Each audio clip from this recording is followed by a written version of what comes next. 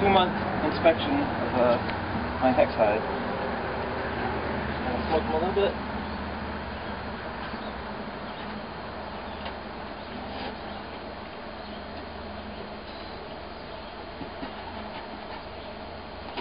Get that top off.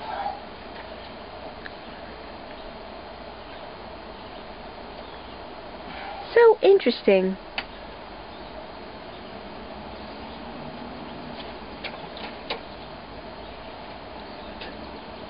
Whoa. That's a lot of bees.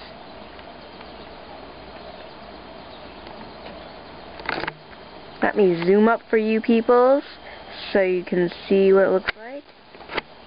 Alright, now. So that's what it looks like in the inside. There you go. All the busy bees.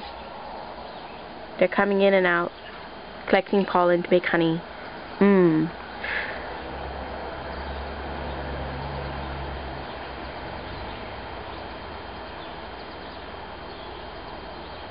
Aha.